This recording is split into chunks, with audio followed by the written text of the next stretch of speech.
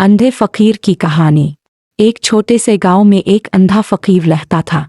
इसकी आंखों में रोशनी नहीं थी, लेकिन इसके दिल में अल्लाह का नूर जगमगाता था। लोग इसे अक्सर मस्जिद के बाहर बैठे देखते, जहां वो अल्लाह का जिक्र करता और आने जाने वालों को दुआएं देता।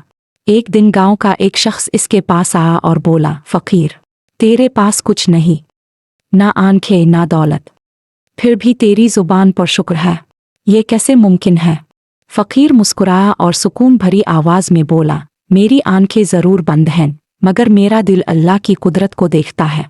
अगर मैं दुनिया के रंग देखता तो शायद अल्लाह को भूल जाता। अंधा में नहीं, असल में वो है जिसका दिल अल्लाह की याद से खाली है।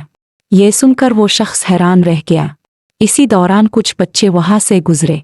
वो फकीर को देखकर हंसने लगे और कहने लगे, अंधे फकीर, ताव तो कुछ नहीं देख सकता, तेरा हाल कितना बुरा है। फकीर ने मुस्कुरा कर कहा, बच्चों, अल्लाह ने सबको अलग अलग आजमाइश दी है, किसी को माल से, किसी को सेहत से और मुझे आंखों से। लेकिन असल कामयाबी ये है कि इंसान हर आजमाइश में अल्लाह को याद रखे। बच्चों के दिल ये बात सुनकर बदल गए और वो खामोश हो गए। कुछ दिन बाद गांव का रईस फकीर के पास आया और बोला, ए फकीर, मैं तुझे शहर भेज देता हूँ, बड़े हकीम तेरा इलाज करेंगे, शायद तेरी बीनाई वापस आ जाए।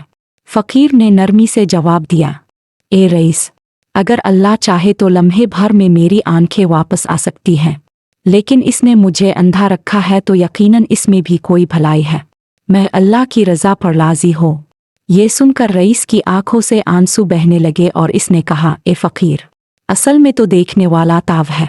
हम अंधे हैं जो दुनिया की रोशनी में अल्लाह को भूल गए हैं। वक्त गुजरता गया और फकीर की दुआओं से गांव के लोग बदलने लगे। बच्चे अदब करने लगे, जवान नमाज की तरफ मुतवज्जे हुए और रईस के दिल में आजिज़ी पैदा हो गई। एक दिन वो फकीर इस दुनिया से रुखसत हो गया। गांव के सब लोग इसके जनाजे में शरीक हुए और हर कोई कह रहा था, ये फकीर अंधा नहीं था, ये तो हमें असल रोशनी दिखा गया।